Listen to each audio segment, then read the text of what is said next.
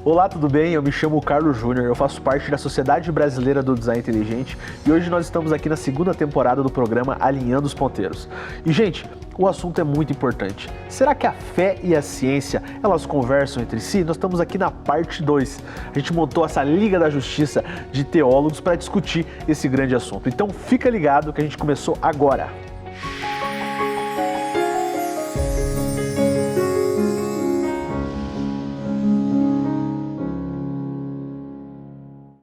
Esse tema ele é tão relevante que os maiores teólogos estão debatendo até hoje, desde os mais antigos até os mais atuais, sempre discutem. Será que a fé e a ciência elas conversam, Ed? Sempre conversou. É a gente que às vezes não parou para estudar com a devida, acho que, minúcia com relação a esse assunto. Porque é muito rico as evidências científicas e é claro, e aqui a gente deixa essa ressalva, que a fé e a ciência, elas sempre andou lado a lado. Porque quem é o criador? Qual é o design inteligente que está por trás da ciência?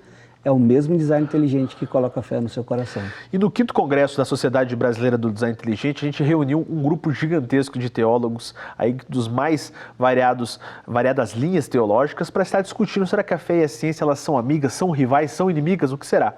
Então a gente convidou a Ângela Valadão, o Bispo Rodovalho, a Geu Magalhães, Daniel Lopes e Rodrigo Musselin para discutir, será que a ciência e a fé elas estão concordando, estão discordando e poder juntar aí essa Liga da Justiça de Teólogos para poder fortalecer e também trazer o que de fato hoje a teologia tem trazido a respeito desse assunto e também verificado o que a ciência também está apontando, né? Será que é possível ambas serem amigas e conseguirem se conciliar ou será que elas são rivais absolutas? E aonde que fica aí esse design inteligente? Então preste atenção em todos os argumentos, anota aí direitinho e começa a entender que a sua fé ela tem razão. Ou seja, a sua dúvida hoje tem resposta. É o que o apóstolo Paulo fala, né, Ed?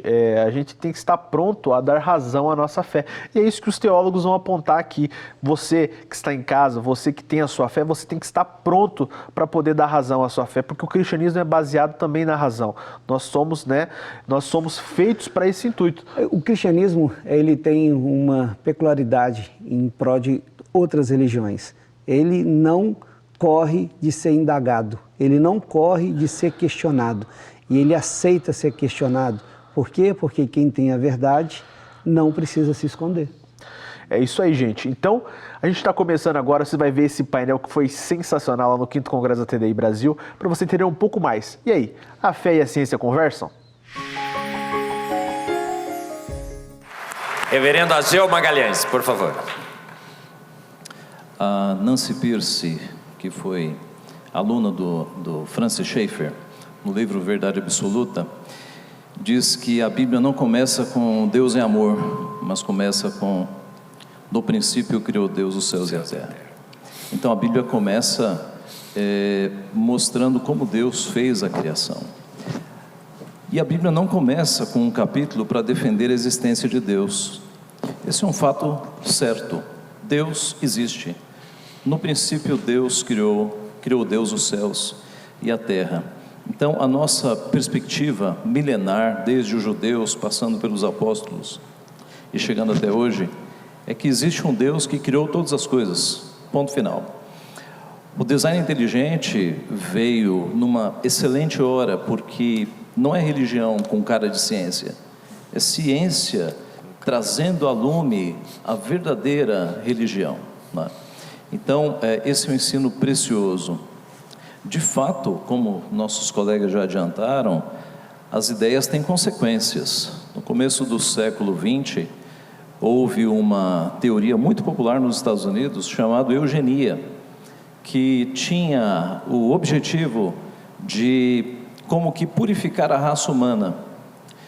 Centenas de famílias nos Estados Unidos foram esterilizadas, famílias que tinham problemas de saúde, para que as próximas gerações nascessem com mais saúde e assim tentasse se dar um salto na civilização, tentasse se como que acelerar o processo evolutivo. Quando nós lemos um pouco sobre os pressupostos dos nazistas, eles tinham como referencial teórico Darwin e a eugenia. Hitler tentou acelerar o processo evolutivo criando uma raça pura, e nós sabemos onde isso foi parar, não é? Quando você pega defensores de aborto e defensores de eutanásia, os pressupostos deles também são pressupostos evolucionistas. Então, de fato, as ideias têm consequências.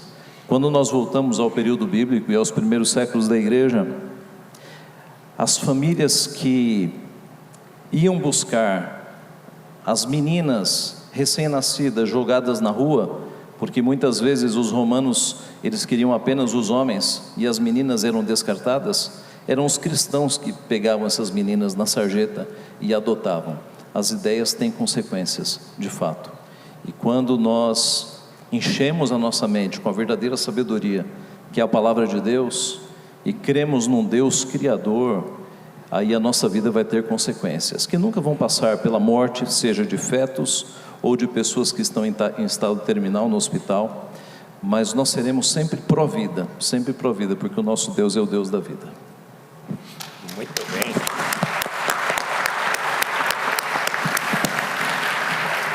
Daniel, está com você, Daniel. Professor, só repetindo a pergunta é a consequência do design inteligente para o mundo, é isso? Isso, olha, nós tínhamos uma ideia absoluta de que a evolução tinha vencido. Sim.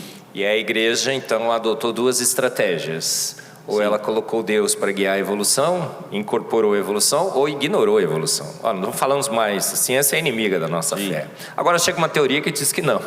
Olha só, fomos feitos prontos por uma mente inteligente.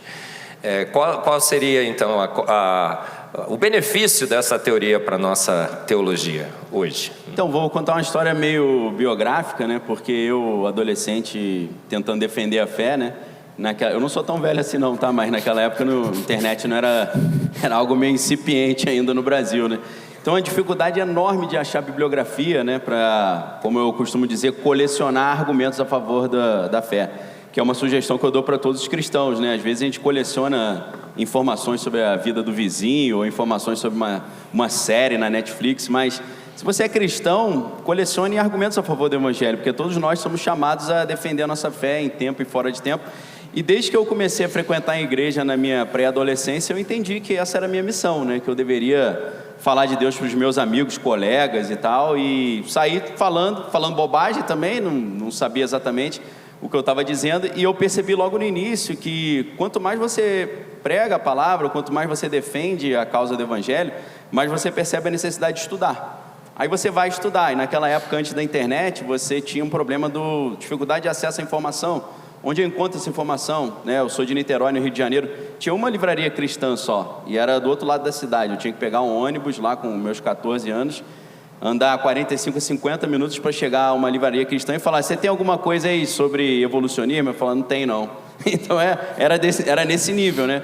Hoje o cara me pergunta uma coisa que eu não sei, eu falo: com licença, eu vou ali no banheiro, abro meu celular, as respostas são todas ali, né? Mas naquela época era muito difícil. Aí eu conheci a Associação Brasileira de Pesquisa da Criação, do Cristiano Silva Neto, Sociedade Criacionista Brasileira, professor Rui Costa, né? E aí eu falei: opa, que maravilha, estou começando a acessar aqui algum conteúdo. Depois conheci o Institute for Creation Research, né? E eu falei: caramba, já tem gente trabalhando nisso. E é claro que tem uma distinção entre criacionismo e design inteligente, mas qual é o benefício? Para mim foi o benefício de me dar argumentos para defender minha fé. Foi maravilhoso, para mim foi um refrigério. Falei: meu Deus, agora eu posso argumentar. Mas o grande benefício também é uma questão, vou usar um termo mais técnico, epistemológica. Porque você começa a refletir sobre a teoria do conhecimento, você começa a refletir sobre como o conhecimento é construído. Aí você lembra que o método científico, pelo menos segundo os grandes teóricos da filosofia da ciência, você observa um fenômeno, formula uma hipótese, testa a hipótese, se ela se mostra verdadeira durante vários testes, você formula uma teoria, depois você testa a teoria, depois uma lei e talvez depois até um dogma, como Francis Crick lá com o dogma central da biologia molecular. Aí você fala: caramba, tem dogma na ciência? Pelo menos ganharam o Nobel com um dogma desse aí, né? Então, você percebe que com o design inteligente, ele nos dá um insight de que existe uma hierarquia de verdades científicas. a teoria está acima da hipótese, a lei está acima da teoria, e por aí vai. E aí você vai perceber que os fundamentos de do evolucionismo está em verdades científicas mais frágeis, como a hipótese da origem da vida e a própria teoria da evolução, que se fosse tão boa assim já tinha virado uma lei, ou talvez até um dogma, né, como o dogma central. Então você percebe, peraí, alguém está me enrolando aqui, porque o professor em sala de aula me falava, e era muito legal porque minha esposa, a gente estudou junto no colégio, né? E ela ficava, não fala nada não. Eu falei, não, tem que falar, tô falando mentira, tô falando coisa que não existe. Aí eu levantava e falava, professor, olha só, mas a lei da biogênese não está acima da teoria da evolução, uma lei científica como a primeira lei da termodinâmica, a segunda lei, inclusive tem o princípio da entropia, né? Que todo sistema, pelo menos o sistema foi fechado, né? Todo sistema caminha de níveis mais organizados para desorganizados, então a teoria da evolução está indo contra uma lei, que é uma verdade científica acima, que é a lei da biogênese, que segundo Pasteur só um ser vivo pode produzir outro ser vivo, e contra a segunda lei da termodinâmica, o princípio da entropia, que diz que a gente está se desorganizando e não organizando, né? O mundo está ficando morno, está se esfriando e não está se organizando. Aí eu sofri uma sanção ali, você é ignorante, você não sabe o que você está falando. Aí eu pensava, peraí, o cara vai dizer para mim que uma teoria vai vencer duas leis? Aí eu falo, não, professor, mas só um minutinho, uma lei científica está acima de uma teoria, principalmente de uma hipótese da origem da vida. Então o design inteligente me deu esse insight epistemológico. De que sentido?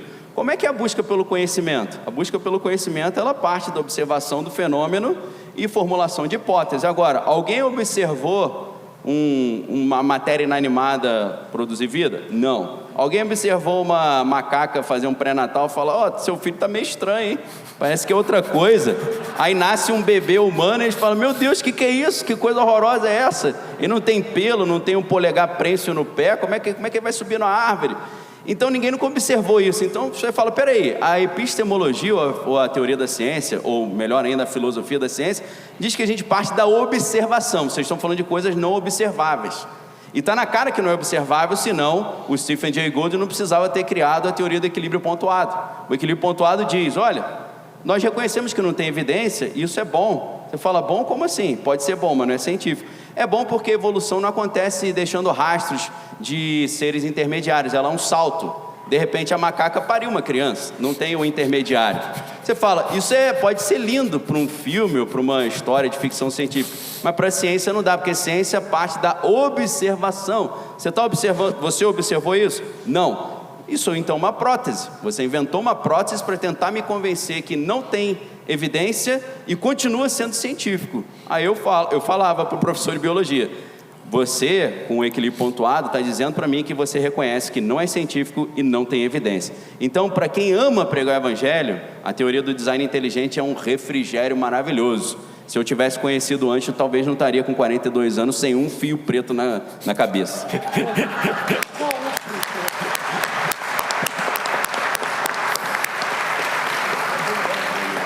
Bispo Robson, por favor. Eu concordo muito com o que o Daniel disse, agradeço a Deus pela teoria do design inteligente.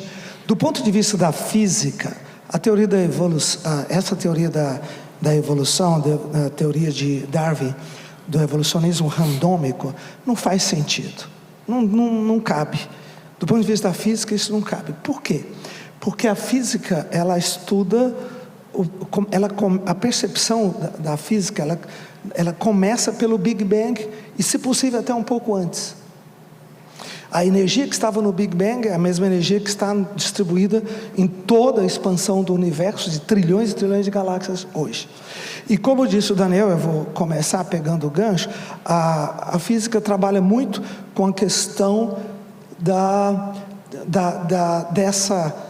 os sistemas se desorganizam, entropia. A entropia aumenta. E a entropia é a medida da desorganização. Então, não tem sentido você falar que o caos gera ordem. Não cabe. O caos não gera ordem. Até do ponto de vista da matemática, se formos calcular o tempo necessário para que esse universo, com a sua precisão, com a sua exigência de trilhões e trilhões e trilhões e trilhões de dias ou de anos, pudesse existir espontaneamente, não cabe. Nosso universo é jovem demais para isso. Vamos pensar do ponto de vista da cosmologia moderna. 14,5 bilhões de anos é muito jovem, é muito pequeno. O Weinberg, um grande cientista que ganhou o prêmio Nobel de 79, ele trabalhou um conceito muito interessante. Nesse conceito, ele mostra o conceito da afinação do universo. O universo, para estar como ele está, a vida para acontecer, nós temos trilhões e trilhões. Bom, ele colocou uma fração de 1 vezes 10 a 120. Esse número é quase impossível de você falar. Bilhão é 10 a 9. 10 a 9, uma potência de 10 a 9. Quando você coloca 10 a 120, não cabe, não tem como. Esta seria a necessidade de afinação. Então, nós temos aí, do ponto de vista da física, que essa questão da evolução randômica não cabe, a vida espontânea no universo não cabe. E quando veio então desculpa, eu vou usar uma expressão que pode arrepiar muita gente, mas só quero usar uma linguagem meio científica, viu, Marco? Não bate em mim, não. A teoria do design inteligente foi um salto quântico. Do ponto de vista dessa linguagem, foi um salto quântico, foi uma luz, foi uma faísca que aconteceu. Porque desde Santo Agostinho, os teólogos, depois Tomás de Aquino e muitos dos teólogos judaicos, como Maimônides, Naumônides, Rabi, Rachani, todos eles trabalhavam com a hipótese de Deus fora do sistema, Deus fora do espaço, da matéria, espaço, tempo. Se Deus está fora da matéria, espaço, tempo, então não tem sentido você conversar sobre muitas dessas teorias. E hoje, cada vez mais, nós estamos... esse conceito de Deus como essa...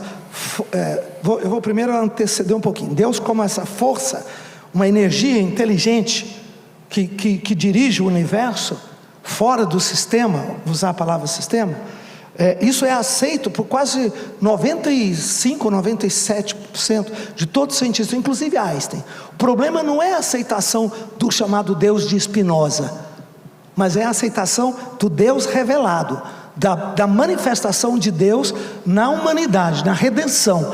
Esse é o grande impasse da grande e séria academia.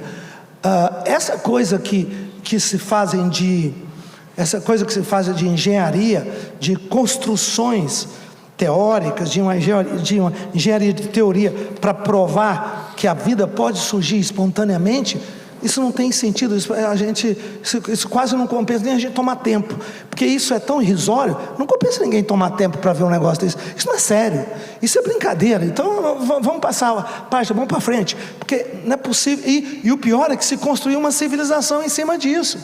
Isso é um gigante com pé de barro, não tem sustentação. Leibniz, o grande filósofo, fez uma pergunta que praticamente quebrou tudo. Por que existe algo no lugar de nada? Não poderia existir nada, não tem como existir.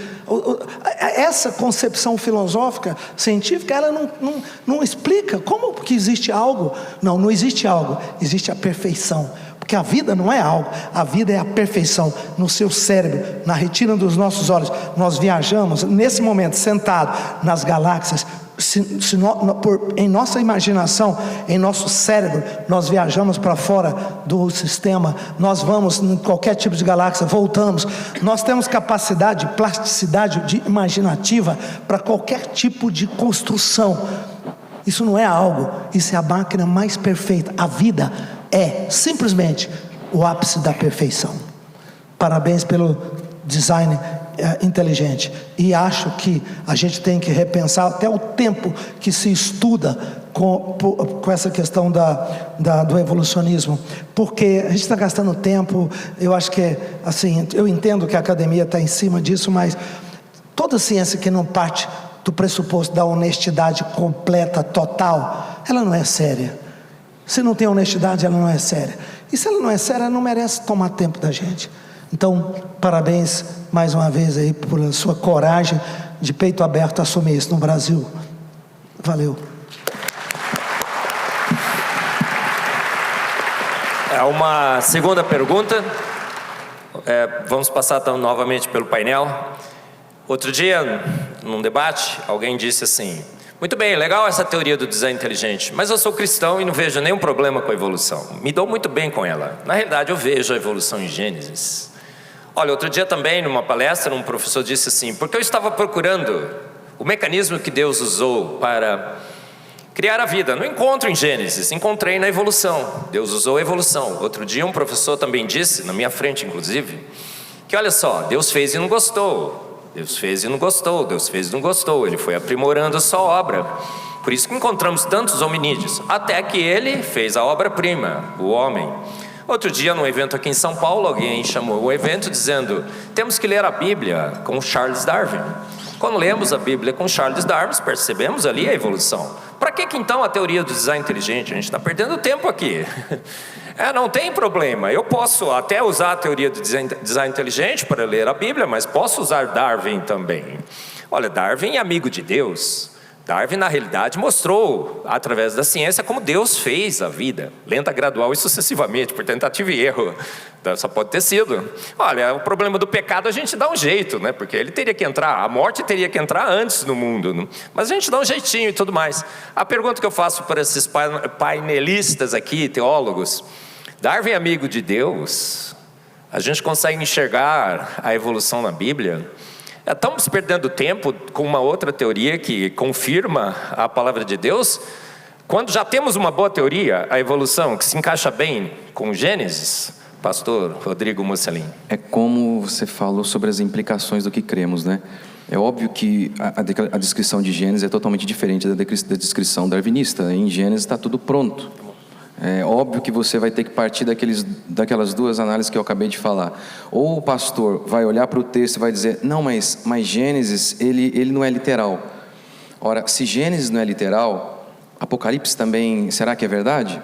Se a gente não pode acreditar que o princípio de todas as coisas é do jeito que Deus falou, como que a gente pode, por exemplo, então ter esperança em relação à Nova Jerusalém, que é anunciada em Apocalipse? Não, Apocalipse também não é literal, isso aí não é real, isso não vai acontecer.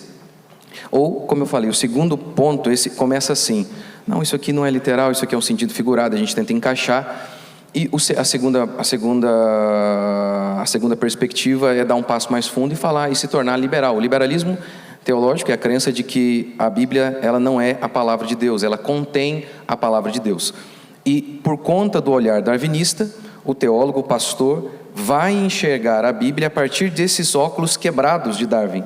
E aí ele vai dizer, para encaixar a teoria dele, o segundo caminho que ele pode trilhar é: Gênesis está errado mesmo, mas a Bíblia contém a palavra de Deus, a gente encontra a palavra de Deus em outros lugares aqui na Bíblia. E aí a gente vai ter um problema de fonte de autoridade. Quem que vai determinar então o que é verdadeiro ou não? Eu mesmo. Então eu vou determinar. E aí, ao invés de termos a Bíblia como regra de verdade, como fonte de autoridade, o pastor, eu passo a ser, ou qualquer um outro, passa a ser essa fonte de verdade. Uau! Eu fico extasiado com esses argumentos. Eu fico a pensar que alguns anos atrás a gente não podia falar sobre isso. Que alguns anos atrás, se a gente viesse a levar este questionamento, a gente era às vezes estigmatizado por falta de fé, a gente era estigmatizado como uma pessoa que irá perder a fé, e hoje a gente tem pessoas tão renomadas, com frutos dentro da nação, falando e nos incentivando a buscar mais conhecimento entre fé e ciência. É isso mesmo, e poder ver um grupo de renomados teólogos fazendo justamente isso, né? Eles ali preparados, pessoas capacitadas que estudaram a vida inteira a teologia, né? E também não só teologia, alguns ali são profissionais. E tiveram experiências também, né, Carlos? Experiências pessoais, experiências nas suas próprias áreas. Por exemplo, a própria pastora Ângela é dentista. Sim. E através daquilo que ela estudou dentro da universidade... é físico, né? Tem formação em física, né? E aí a gente começa a entender que eles usaram este conhecimento também para compreender essa complexidade. e assim, a complexidade de tudo a qual eles deram razão para a fé deles. E esse estigma, Carlos, ele precisa cair por terra, porque hoje a gente precisa de uma geração preparada, uma geração erudita no sentido de defender a sua razão com satisfação e com coerência, para que as novas gerações não venham cair nesse buraco que muitos ficaram. E o interessante de tudo isso é que a gente percebe que os grandes cientistas da época, a gente tem aí, por exemplo, Isaac Newton, né, Galileu Galilei, que são renomados dentro da história, os grandes pais da ciência, eles eram cristãos e acreditavam em Deus, eles usavam da ciência para poder glorificar o nome de Deus, o que é uma coisa excepcional, uma coisa linda de poder ver, é saber que eles usavam disso para eles tentar se aproximar de Deus. Os prêmios Nobel, né? Você vai pegar os cientistas renomados, como você disse, os filósofos, eram todos cristãos. E eles faziam da sua dúvida o seu sentido de vida para buscar uma existência melhor para a humanidade. É um mito isso, Carlos, que todo cientista bom é ateu. Não existe isso. É isso mesmo. Então, gente, você que tem o sonho de entrar para a ciência, você que é um jovem, você está aí na sua igreja, não deixe esse sonho para trás. Talvez o seu compromisso, talvez o que Deus quer para a sua vida, que você seja um grande professor, um grande cientista e que você possa honrar o nome dele através da boa ciência que você faz. Então, se você gostou desse episódio, desse programa, é muito fácil, tá? Se você estiver pelo YouTube, se inscreva no nosso canal aqui da Rede Super, comente, né, que ajuda a alavancar mais visualizações. Também, e compartilha que hoje a gente pode compartilhar a nossa fé e entender que a razão e fé sempre foram amigas. Quanto mais você compartilhar, mais pessoas, mais vidas vão ser alcançadas. Isso, até o próximo programa, nesse mesmo horário, e até a próxima, pessoal. Valeu, pessoal!